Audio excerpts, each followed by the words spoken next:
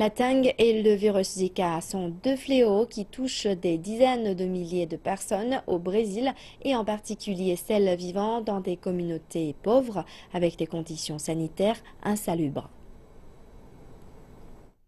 Voici le quartier de Lajeado à Sao Paulo. Déjà cette année, il a enregistré le plus grand nombre de cas de fièvre de l'épidémie de dengue. Celle-ci se propage par le même moustique qui est porteur du virus Zika. Et les autorités déclarent qu'il n'y a pas de coïncidence. Il s'agit là de l'une des zones les plus pauvres de la ville la plus riche du Brésil. Et la même chose se passe dans les autres grandes villes du Brésil, telles que Recife. Les populations les plus pauvres sont fréquemment les plus lourdement touchées par la dengue ou le virus Zika, toutes propagées par le moustique. Une zone à la population extrêmement dense, avec des pénuries d'eau et des infrastructures d'égout manquantes, sans parler d'une collecte des ordures mal organisée. C'est exactement le genre de lieu où le moustique, porteur de la maladie, comme l'Aedes aegypti, trouve tout ce dont il a besoin pour se reproduire, se développer et infecter les gens. Cette retraitée et sa petite fille sont toutes deux récemment tombées malades à cause de la dengue.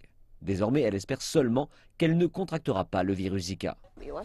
Je pense que la propagation de maladies a un lien avec cette eau qui empeste et près de laquelle nous devons vivre. C'est horrible.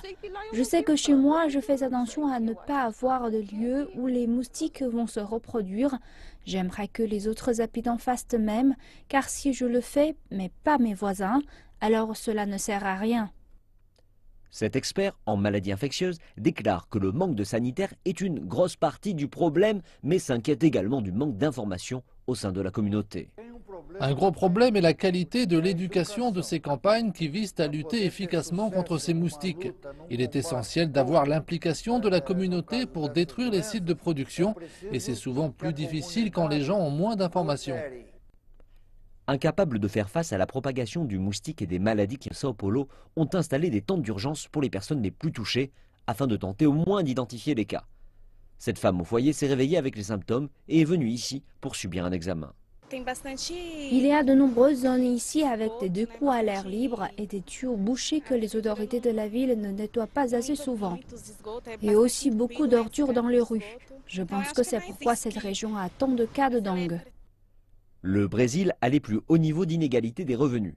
Désormais, il semble que la dengue et le virus Zika deviennent les nouveaux repères séparant les riches des pauvres.